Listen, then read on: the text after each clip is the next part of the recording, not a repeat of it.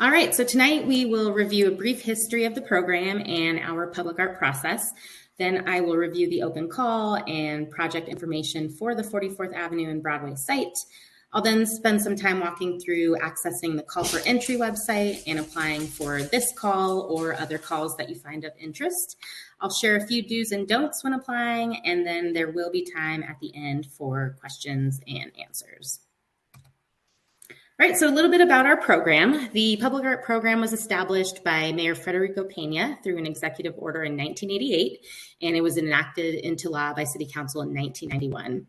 And what the ordinance says or does is it sets aside 1% of budgeted construction costs on new capital improvement projects that have budgets that are equal to or more than $1 million for the inclusion of new public art.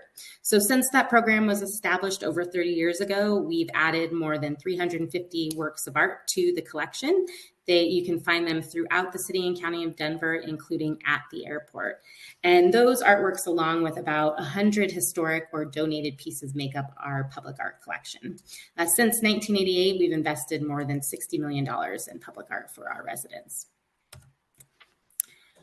So a little bit about the program vision and goals. Each public art project is site-specific and unique, meaning that it is created in response to the place and community in which it resides.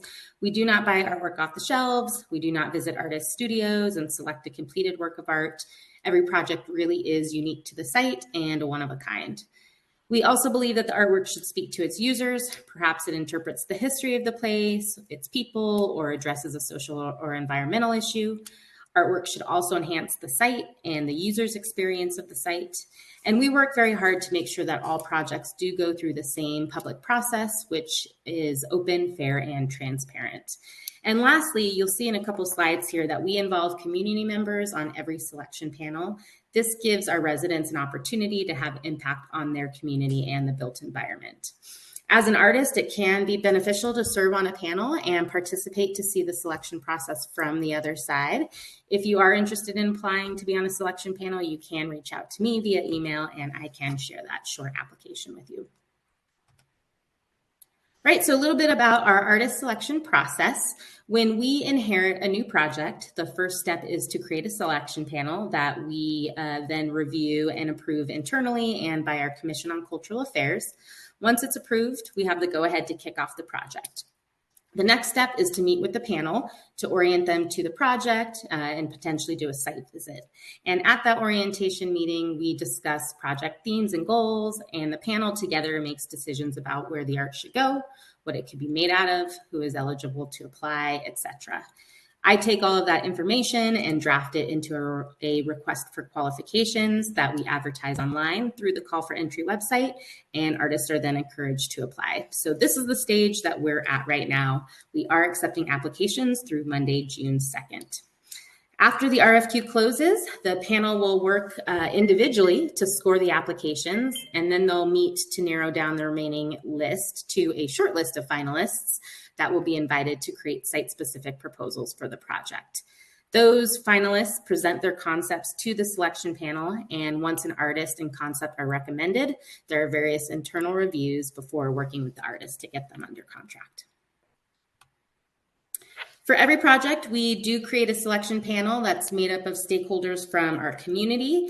They have a minimum of 9 participants, but we can add more depending on the complexity of the project.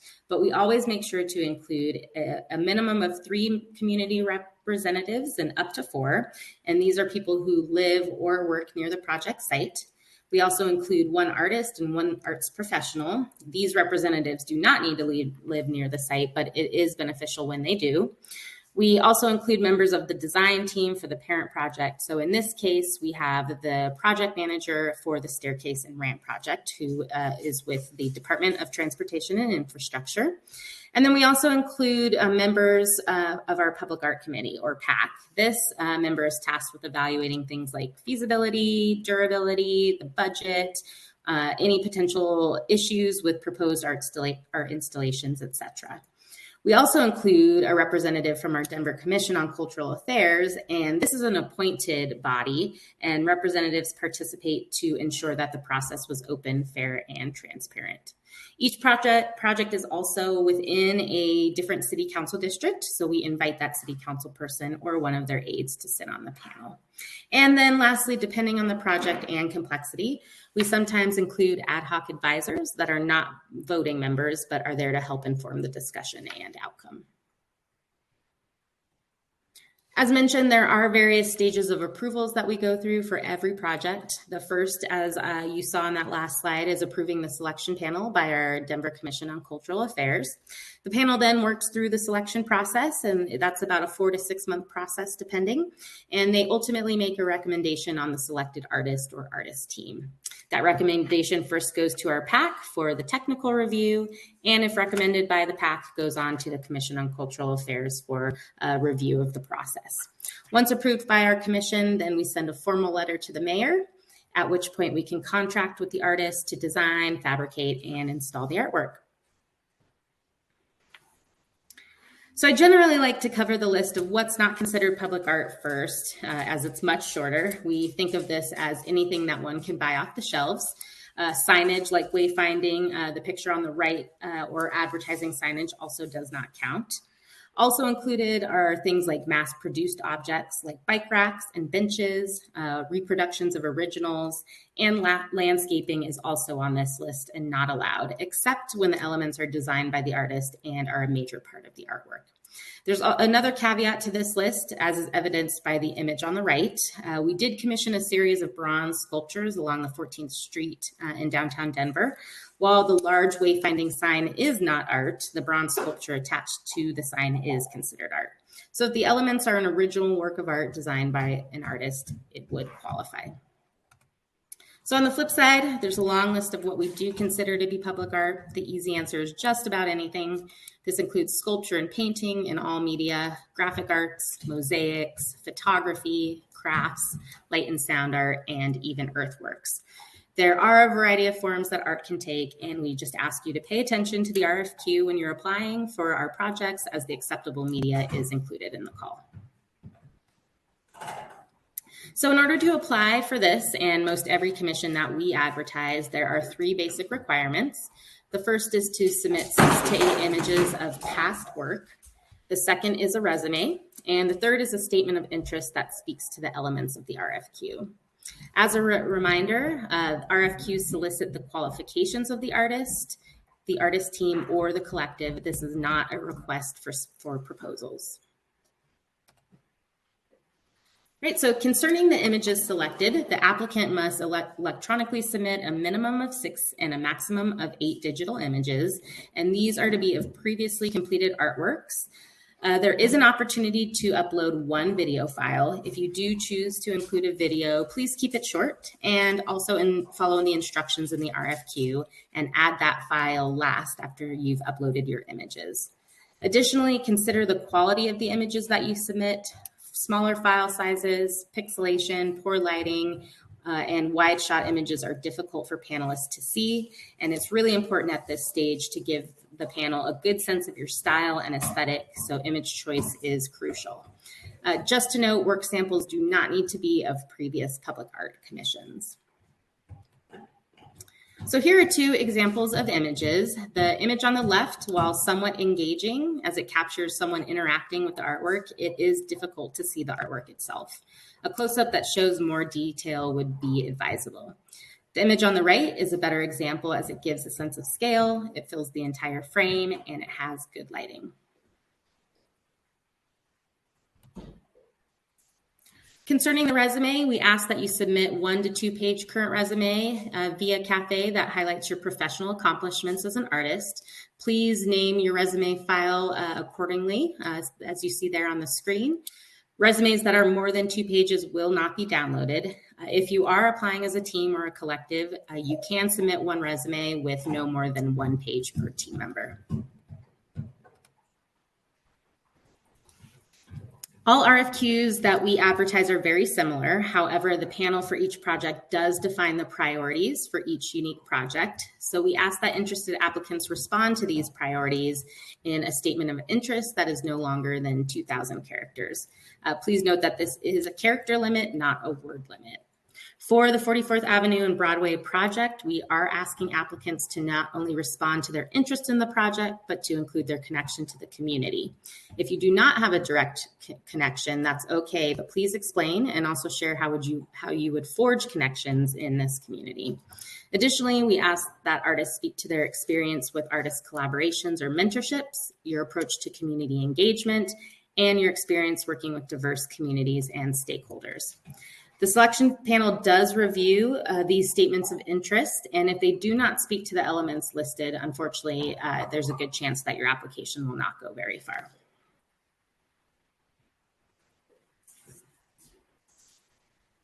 All right, so let's dive into the project details for 44th Avenue and Broadway. This is a bond-funded project, and the estimated budget for the commission is $45,000.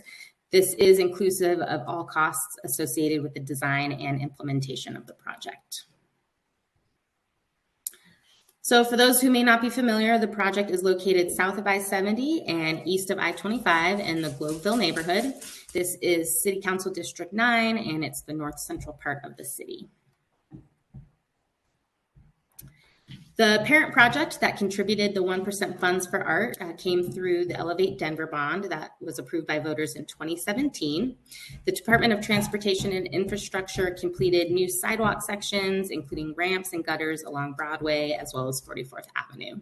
They also replaced an old social trail with improved infrastructure, building a new ramp and staircase to connect the sidewalk along Broadway to the 44th Avenue bridge that spans I-25. Other amenities included new railings and improved lighting, and the project is mostly complete and will wrap up this year. So this is a truncated history of the area, but I did want to share a few of the major milestones. Like many communities on the periphery of early Denver, the place that became Globeville has a fascinating history. In early times, indigenous people likely came through on a seasonal basis without establishing permanent habitation. As Denver began to grow, the town that became Globeville grew too, with various farmers, ranchers, and traders settling in the area. In the 1870s, as exploitation of Colorado's mineral wealth grew drastically, so did the need for smelters with access to the railroad. And proximity to the railroad made the Globeville area ideal for such industry. This began with the establishment of the Argo smelter in 1878, followed by the Holden smelter in 1885. Globeville adopted the name Holdenville until that smelter was reorganized and became the Globe Smelter and Refining Company. In 1891, the town was officially incorporated, but by 1899, the smelter was sold again and was run by the American Refining and Smelting Company. Business was good at the time, and many immigrant laborers had made their way to Globeville from Russia, Germany, Scandinavia, Poland, Slovenia, and many other parts of Eastern Europe. While Globeville represented the immense diversity of the American immigration story, it was also incredibly isolated. Both the South Platte River and the railroads provided physical barriers between the city and nearby Denver. Globeville did remain its own municipality until it officially joined Denver in 1903. Cars were not then prevalent. Streetcars, unfortunately, did not extend into Globeville until 1908, and most roads there remained unpaved into the 1920s. So in this sequestered neighborhood, local and ethnically centered churches, societies, and social clubs really thrived. Around the middle of the 20th century, there were new waves of immigration that saw people arriving from Latin America. Prior to World War II, the community was thriving. However, automation in the 1950s and the nearby industries put many out of work and unfortunately did displace many residents from the neighborhood.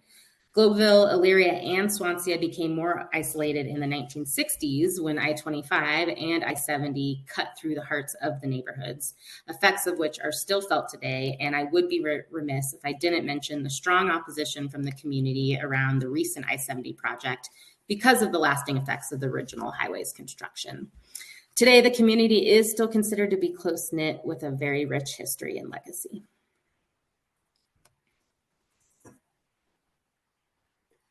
All right, so on to the goals for this specific project. The panel met during our orientation meeting and came up with the following goals. They hope to see artwork that reflects the cultures and history of the area, including Denver's rich history of muralism. They strongly encourage artists to incorporate community engagement into the design and execution of the mural. There is a historic elementary school located right around the block from the project site, and the panel does see an opportunity to directly engage with the school as well as the larger community. The panel would also like to see and believes there's an opportunity for artist mentorship and encourages collaborations between established artists and new or emerging artists. And lastly, they want to encourage the artists to use biophilic design strategies that support overall well-being through color, pattern, and subject matter. And for those who may not be familiar, biophilic design is the practice of connecting people and nature within our built environments and communities. A friendly reminder, I mentioned this before, but RFQs do solicit the qualifications of the artist, the team, or the collective. This is not a request for site-specific proposals. If you do have an idea, it will not preclude you from applying or disqualify you from applying. But at this stage, it's very important to focus on creating a strong application that resonates with the panel and gets you to the next stage of consideration. All right, so a little bit more about biophilic design. This is our innate biological connection with nature. Research does show how our connection to nature through artwork can reduce stress, anxiety, depression, cortisol levels. It improves our mood, our self-esteem, and our blood pressure. There are several strategies that artists can use to incorporate biophilic design principles into their proposals. Some of those strategies include using curved lines, shapes, or natural angles, the presence of green, local ecology and materials, patterns that feel engaging but not overwhelming, and that mimic patterns found in nature, like the sunflower shown on the bottom right, also known as the Fibonacci sequence, and a connection to natural systems. The piece shown in the top picture, this adorns the entryway to the Freyer Newman Center at the Denver Botanic Gardens and is a great example of how an artist can incorporate biophilic design principles in art. There is a link in the RFQ to a resource guide about biophilic design, and I can also include the link in the Q&A at the end of our presentation. All right, so here are some pictures of the preferred location. Again, this is a staircase and ramp at 44th Avenue and Broadway, and we have about 2,000 square feet of exposed concrete that could be activated. Here's another image from a different vantage point. A third image showing both ramps. One other image. And lastly, a close-up. So there is a lot of space to work with, and we hope that this budget can go far. All right, so in order to apply for these or other calls, you will need to access the Call for Entry website and set up a profile. Creating an account is easy. It takes just a few minutes, and it is free to register. The website URL is there on the screen, callforentry.org. Right, so when you visit the website, this is the landing page you'll see. If you hover over login on the top right, you'll see an option for artist or admin login. Click on artist login. Once you do, it'll take you to this page. If you already have an account, enter your credentials and log in. If you do need to register, you can click on the bottom to sign up for free. You'll be asked to accept the terms and conditions, and then you'll be prompted to create a profile. After your profile is created, you can start to apply for open calls. The first step in applying is to upload work samples. The second is to find and apply for calls. And the third step is to check out and submit your applications. So step one, uploading work samples. This is the first step in applying. You can upload up to 100 images, and you'll just click on Upload Media to begin. This will be the next screen that you'll see, where you'll be able to select images from your computer and upload to your profile. The only accepted file types are .jpeg or .jpg. The dimensions of each picture must be 1200 pixels or greater on the longest side. All images must be under 5 megabytes. And we ask that you include all requested information that you see on this screen, including the size, description, and media. This is important information that's available to the selection panel as they review and score your application, so please fill out all sections to the best of your ability. I'm not sure I mentioned this, I believe I did, but you can upload up to 100 images. Once you're done, just select add to your portfolio and you'll be done. So once you've uploaded your media, you can select apply to calls at the top of the web page. If you're applying to a specific call, like 44th Avenue and Broadway, you can search by the name or by our organization.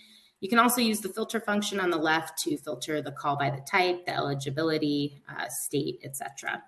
When you found the call, you can click on View More Info to read the RFQ specifics and to make sure you're eligible to apply, or you can select Apply Now to start your application.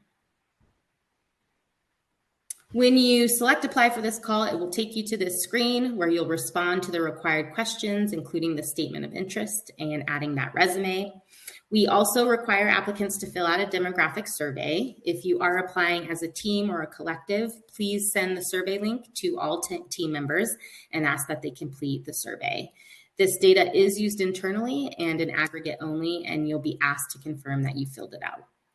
Below that, there's a section outlining the media requirements for the call. For this call, there's a minimum of 6 photos, a maximum of 8. You can upload a video, but please make sure to add the video last after you've added your photos. And once you've selected your media, you can hit Save Application at the bottom of the screen. So after you've selected your media, you've answered those questions and are ready to submit, you'll select Proceed to Checkout. If there's an entry fee, this is where it will be listed. We never ask artists to pay to apply to our calls. So if you do see a number there, please reach out to us ASAP. And then click Proceed to Checkout. Review the information on the following page, then select Submit Entry, and that's it. You've just completed your application. All right, so a few things to keep in mind. We ask that you read the application carefully and follow the instructions. Incomplete applications will not be reviewed.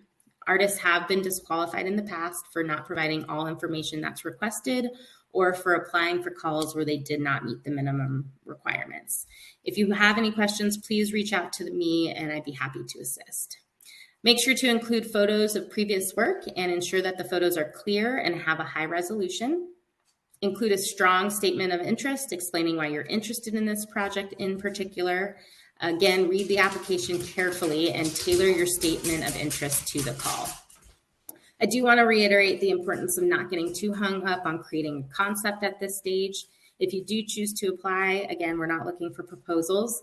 This is your opportunity to create a strong application that demonstrates that you've read the RFQ and are responding to what is asked. We're only asking for images of your past work, a resume, and that statement of interest that indicates why you're interested in the project, demonstrates your connection to the community, and explores why you think you'd be the best artist candidate.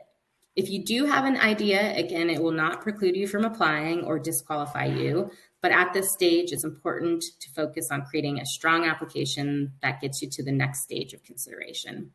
And lastly, apply early. It is Murphy's Law that if you wait until the 11th hour, something is bound to go wrong. I've had several artists email me on the project deadline date after 5 p.m. when I'm unfortunately out of the office and not checking emails. If you email during this time frame, I won't be able to assist. So please give yourself plenty of time if you do run into an issue so that you can reach out to me before the deadline and we can troubleshoot together. And just a reminder, late entries will not be accepted. All right, so here are the 2 websites for finding our calls. The full RFQ can be found on the Public Art website, but again, you will apply through Call for Entry. Any questions can be directed to my email or phone number listed on the screen, and that's it. So let's go ahead and go to the Q&A and see if there are any questions. Someone is asking if this presentation slideshow will be available as a PDF after the meeting. We're actually recording this meeting and we will post it on our Vimeo account, so you'll be able to see the slideshow again.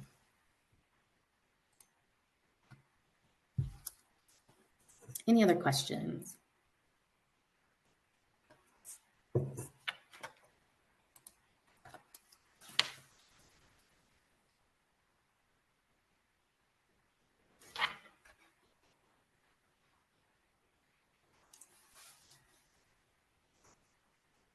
Right, I'm not seeing any questions come through. It's just about 6 o'clock. So for those of you who've gotten your questions answered, we can go ahead and break here. I will stick around for a few minutes for anybody who may be shy and wants to stick around and ask the question in a smaller audience.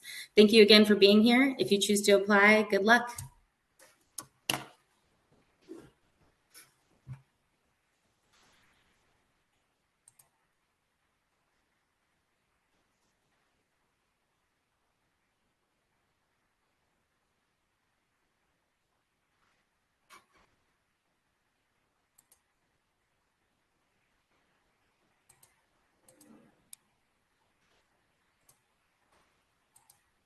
And I'll go ahead and enable the chat for anybody who's sticking around.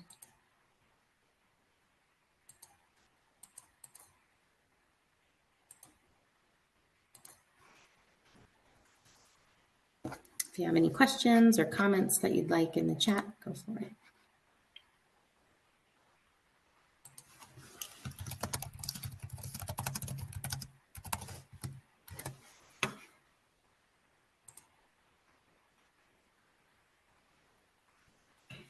Molly is asking, are there engineers to help ensure a sculpture's durability?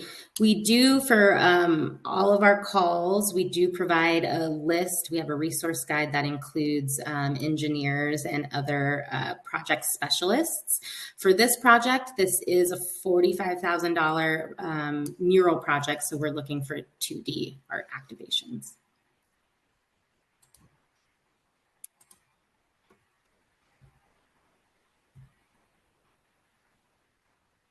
All right, well, if there aren't any other questions, again, we are recording this webinar, so if you need to refer back, it will be on our website and our Vimeo account in the next couple of days, so visit the website and you'll find that information there. I want to thank you again for applying or for being here tonight, and again, if you choose to apply, I wish you the best of luck. Thank you. Have a good night.